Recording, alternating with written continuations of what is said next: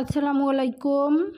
সাদিয়াস ঘর সংসার ব্লগ থেকে আমি সাদিয়া আমার আরেকটি নতুন ভিডিও আপনাদের কাছে নিয়ে এসেছি। কাছে দূরে যে যেখান থেকে আমার ভিডিওটি দেখছেন, আশা করছি সবাই ভালো আছেন। আমরাও আলহামদুলিল্লাহ ভালো আছি। এই তো আমার সকাল থেকে সন্ধ্যা পর্যন্ত একটি কর্মব্যস্ত দিনের ভিডিও আপনাদের কাছে নিয়ে এসেছি, আশা করছি ভালো লাগবে।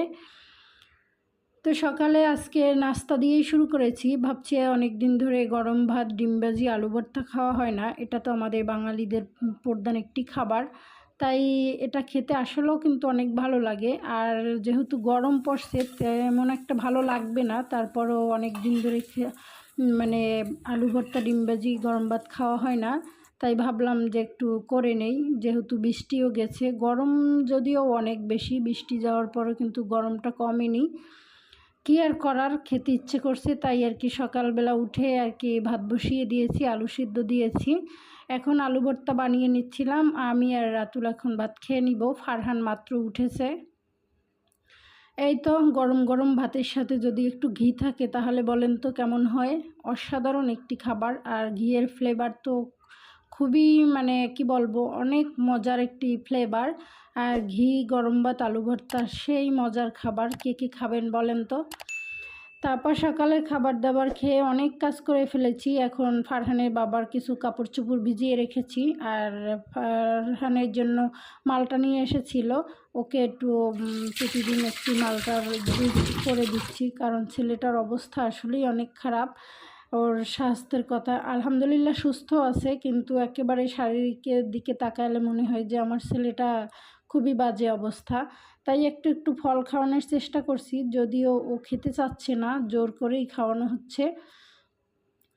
তারপর ফলগুলো অনেক সময় ভিজিয়ে রেখেছিলাম, এখন উঠিয়ে রেখেছি আর রান্না করতে চলে এসেছি। আজকে মুরগি রান্না করব। আমার বাসায় দেখা যায় সপ্তাহে 3 দিনই মুরগি রান্না করা হয়, কারণ ফারহান মুরগিটা একটু পছন্দ করে। আর এইটা হলে একটু ভাত খেতে চায়, এটা মুরগিটা না হলে আর কি খেতেই চায় না। তাই একটু চেষ্টা করি মুরগিটাই বেশি রাখার। আর ওর ছেলে যা খাবে, ছেলের বাবা তো সেটা কেনার জন্য সব সময় বেকুল হয়ে থাকে। আমি এখানে মুরগির মাংসটাকে যা যা মশলা প্রয়োজন সেগুলো দিয়ে বসিয়ে দিয়েছি। জিরা, ধনিয়ার গুঁড়িটি দিয়ে তারপর কষিয়ে নিয়ে মাংসটা দিয়ে দিব। আর আমার ভিডিওটি দেখতে দেখতে যদি আপনাদের কোনো অংশ ভালো লেগে যায়, প্লিজ একটি লাইক দিয়ে আমার পাশে থাকবেন। আর যদি আপনি আমার চ্যানেলে নতুন হয়ে থাকেন, চাইলে আপনি আমার চ্যানেলকে সাবস্ক্রাইব করে আমার পাশে থাকতে পারেন।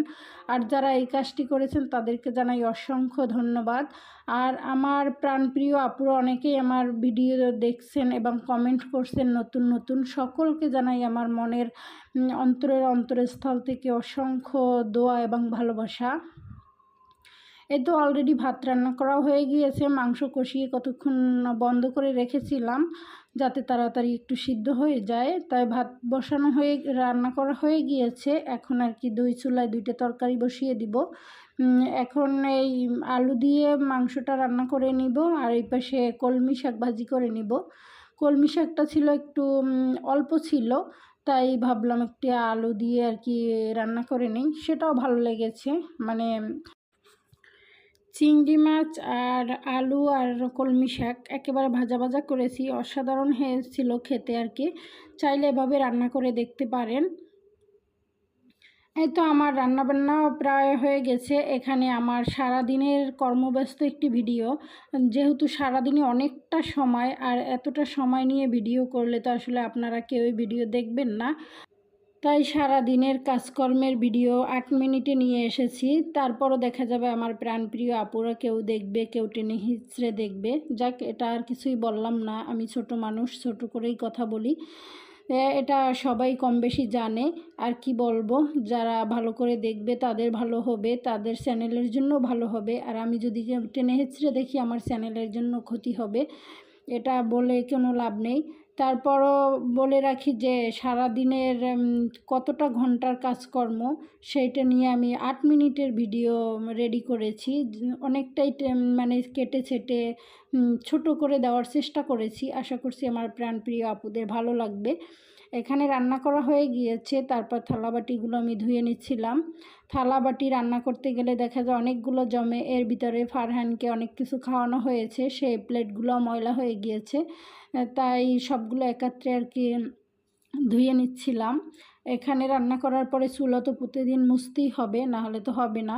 সারাদিনের এটা হচ্ছে প্রধান কাজ, কারণ চুলা অপরিষ্কার থাকলে কোনো কাজ করতেই রান্নাঘরে আসতেও ভালো লাগে না, আর করতেও ভালো লাগে না। চুলা এবং চারপাশটা যদি পরিষ্কার থাকে দেখতেও ভালো লাগে আর কাজ করতেও ভালো লাগে। আর সারাদিন অনেকেই বলে মেয়েদের কি কাজ, আসলে পরিষ্কার পরিচ্ছন্ন রাখতে হলে কিন্তু অনেকটা সারাদিনই বলতে হয়, কাজ করতে হয়, নাহলে পরিষ্কার পরিচ্ছন্ন রাখা অনেক কষ্টসাধ্য হয়ে যায়। আমরা যারা পরিষ্কার পরিচ্ছন্ন রাখার জন্য সারাদিন চেষ্টা করি তারাই একমাত্র বুঝবো যে সারাদিনের কাজ কী। এটা পরিষ্কার পরিচ্ছন্নতা না থাকলে দেখা যায় মনের ভিতরে একটা অশান্তি কাজ করে, ভালো লাগে না। তারপরও কী আর করার, সারাদিন কষ্ট হয়ে গেল, কাজ করতে হবে। এখানে আমি বিকালবেলা একটু পুডিং বানাবো। দুপুরে খাওয়া দাওয়ার পরে একটু ঘুমিয়েছিলাম, তারপর বিকালবেলা চলে এসেছি পুডিং বানানোর জন্য।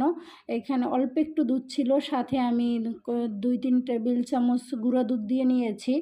গুঁড়া দুধ দিয়ে খুব সহজেই আর কি পুডিং বানানো যায়। অনেকেই হয়তো আমার প্রিয় আপুরা পারে, তারপর আর কি আমি বলে দিচ্ছি। এখানে আমি 3টে ডিম নিয়েছিলাম, এখানে একটি স্কিপ হয়ে গিয়েছে।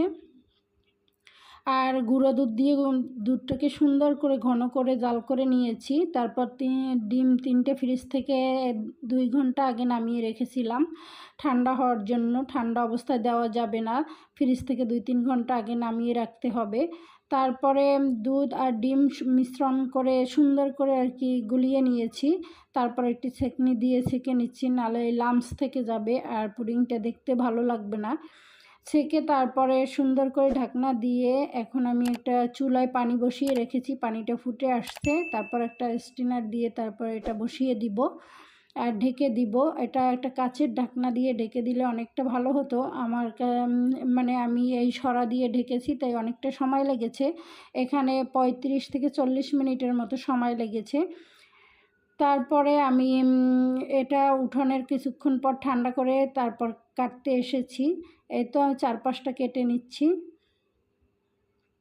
গুঁড়ো দুধ দিয়ে খুব সহজে এত সুন্দর পুডিং বানানো যায়, যারা আসলে পারেন না তারা একবার ট্রাই করে দেখতে পারেন, আসলে অনেক সুন্দর হয়।